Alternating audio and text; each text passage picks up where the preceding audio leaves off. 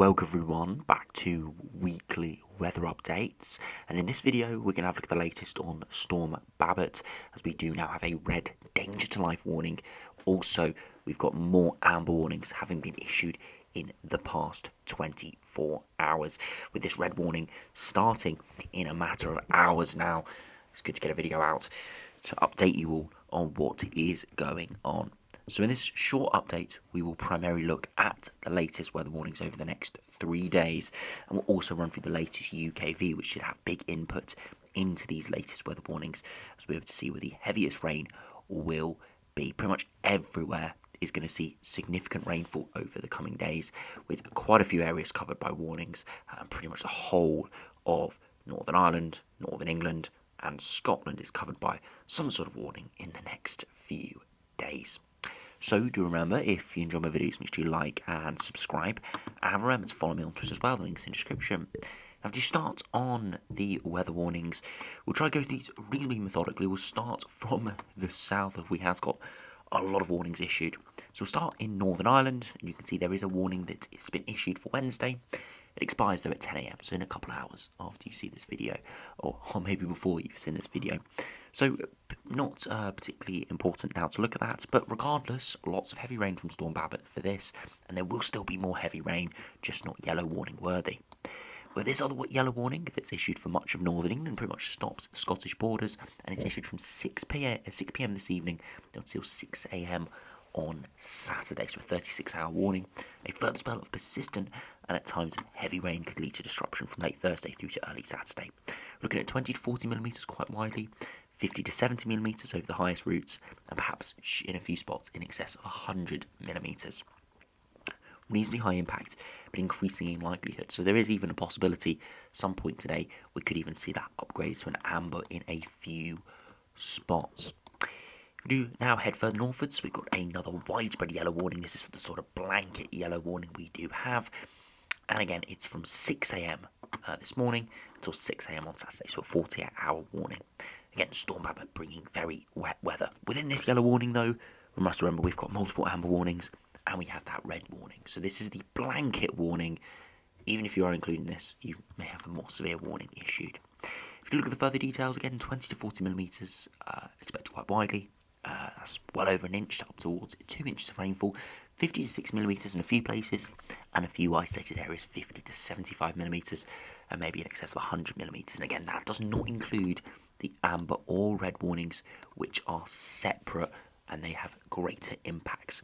There are also going to be very strong southeasterly winds across many parts of Scotland. We do actually have an amber warning for wind issued that we'll have a look at in a minute. There's very high impact, very low likelihood, because it's a blanket warning.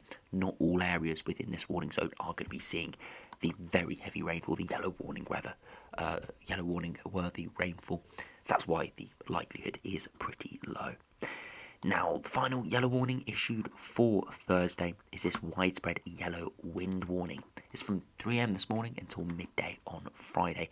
Again, Storm Babet's main risk is rainfall, but it has got some very strong winds. We have a widespread yellow warning and an amber warning we'll look at in a minute. So you can see again, Storm Babet will bring a period of very strong easterly winds to the northern half of Scotland. Again, could see 40 to 50 miles per hour widely, maybe as high as 50 to 65. A few spots 70, and some isolated areas could see 70 to 80. So it's reasonably high impact, relatively low likelihood. Again, lots of named storms in the country normally have these winds and more. So the winds are not the main hazard, but they are just on top of the ridiculous amount of rainfall that we are going to see.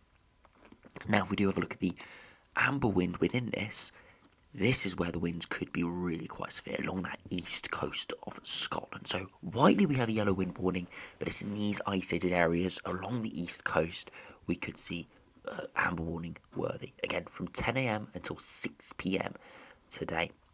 A very strong spell of southeasterly winds, 70 miles per hour, likely maybe slightly higher in places. So you can see the actual numbers are not much higher than the yellow warning zone, but it's the likelihood is much higher.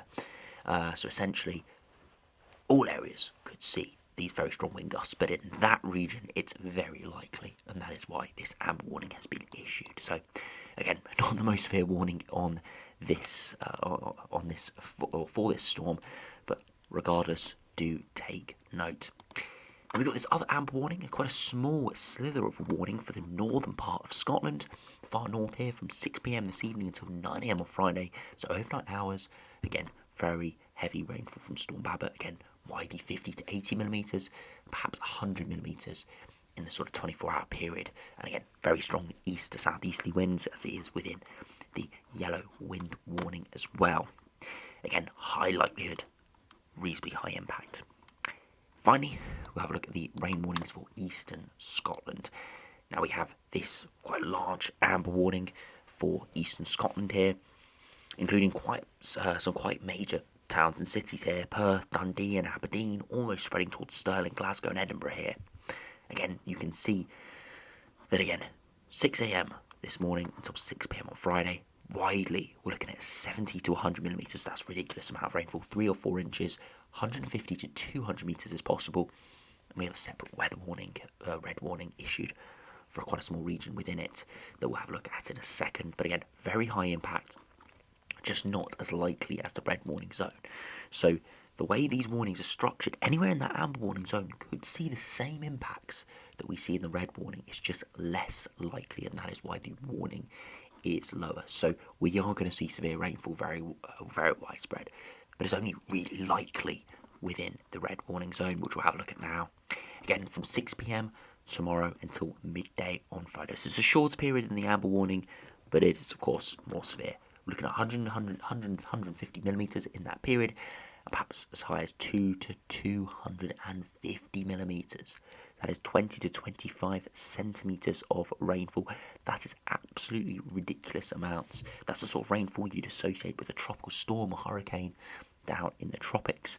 So yeah, ridiculous amount of rainfall in these regions. Again, the highest impacts and the highest likelihood, and it could cause significant disruption. Again, look at this warning in more detail if you want, but the regions and local authorities affected, we're looking at Angus and Aberdeenshire here. And again, I must stress that the impacts could happen anywhere within the amber warning. It's just not as likely as it is in the red warning. Now, due past to Friday, of course, we won't have a look at the warnings that are issued, and they carry on into Friday. But we have this new wind warning issued along the east coast. As the storm continues to swell and move around, we are going to see a very strong spell of easterly winds, and that's from midday on Friday until midday on Saturday. I'm sure we'll cover this again in another video later today and see if this gets updated. Again, coastal easterly gales, 40 to 60 miles per hour, are likely, and these could come further inland. So it's mainly a coastal warning, but possible for those winds to come further inland. Again, you can see it's lower end of the impacts, but high likelihood. So nothing too severe, but definitely to take note. And the final warning issued on Friday that is new is this warning in the southeast, as we are going to see another spell of very heavy rain move up, covering much of London and southern and southeastern England from 6 a.m. on Friday until 8 p.m. Again, an area of low pressure arriving from the south could bring a 6 to 12 hour period. Again, it's a bit of a door to low wrapping around the general system of Storm Babet. Storm Babet is a fascinating area of low pressure. It's not really defined by any one low pressure system. It's more just a general area with lots of smaller lows developing within it. But you can see here 30 to 50 millimetres widely and as much as 75 in a few spots. Again, it's on top of already seeing lots of heavy rain like we saw yesterday or today as I'm recording this, and more rainfall, more showers, and perhaps even some thunderstorms we'll have a look at in a minute that could happen through Thursday in southern areas. And finally into Saturday, we've still got widespread weather warnings issued, but they are just carrying on from the warnings issued through Thursday and Friday. So we've had a look at the warnings, but we'll now briefly have a look at the latest UKV to see what that is showing, as it is going to give us a good indication of why these warnings have been issued. Now you can see the rainfall that spread through last night is heading northwards, and this is the weather front and the area of rain that is going to bring the amber and red warning effects. Now this weather front gets towards Scotland and kind of stalls along an easterly wind, and then we start to see very strong rainfall move in, and you can see that rainfall for eastern Scotland is pretty much persistent all Thursday into the early hours of Friday, and that is why the red warning is issued. It's not extreme rainfall rates. They are high rainfall rates, but they're not the reds we see associated with thunderstorms or squall lines or anything like that. It's just persistent, very high rainfall rates of 10 millimeters per hour, 5 to 10 millimeters per hour for around 24 hours, and it really tots up. If we do look further southwards, you can see within the sunshine that could break out at times tomorrow afternoon, we could see some heavy thunderstorms break out again. Fairly isolated, but it is possible, and again, something to keep an eye on. A lot of energy associated with Storm Babet and a general warmer air mass wrapping around within it. Could cause a few issues in a few isolated spots tomorrow afternoon. But as we head into Friday, you can see the next low pressure system arriving with a big hook. And this will give some more severe rain for much of England and Wales. And again, I'm surprised we haven't actually seen another yellow warning issued for England and Wales here. I know we've got one issued for the southeast there on Friday, but I'm surprised we haven't got that issued further northwards and westwards from the looks of this latest UKV. Perhaps that could be something that is updated through today. If we do continue to see the low pressure eventually wraps further north and just giving more widespread, very heavy rainfall, but more for Western England, Southwestern England, Wales and the Republic of Ireland, holding off a little bit further northwards where we had the amber and red warning. Still heavy rain moving in there at times, showers, even some snow as we see some cold air wrapping in on the easterly wind, but nowhere near as severe as Thursday will be. And eventually all that rainfall continues to spiral around and then gets pulled away through Saturday and Sunday, and then we stay in a westerly flow. If we do finish up the video, but just have a look at those wind gusts as well, you can see the winds picking up through tomorrow, through the rest of today, and again 70-80 miles per hour, and you can see why we have that amber warning issued for eastern Scotland. Very strong winds in quite a small area and widespread, relatively strong winds around that 50-60 mile per hour point. But you can see it really is associated with that rainfall. To the south of the rainfall, winds aren't too strong at all, and again, just showing you huge contrast we're seeing in conditions up and down the country. If we do finish just by going through to Friday, again, very strong winds are likely once again, and again, they could move further southwards at times, and you can see why that yellow warning's been issued, as we are going to see 60-70 miles per hour on the coast, but eventually it will move away, and by Saturday afternoon into Sunday, things should look a lot better. So yeah, it's looking pretty horrible. We've got a red danger to life warning, so if you are near that red warning or even in that amber warning associated with the red warning, do make sure you stay safe. Do not take any unnecessary risks, and of course take all the necessary precautions. It is going to be a very dangerous system, this, and even areas that don't have warnings or only have yellow warnings could still see flooding impacts and severe impacts in places. So do, as I said, stay safe out there, and hopefully as we head towards Saturday and Sunday, things start to look better. It is unfortunate this system is hanging around for the next 3 days or so, but as we head towards probably Saturday evening and Sunday, things should look a lot better. Still looking westerly into next week, and we'll have an update on that later, but it should be a little bit better than what we have now. As I said, thanks for watching. Hope you have enjoyed. Make sure to stay safe and do check out the latest warnings, as that will give you the best indication on what is going to be happening.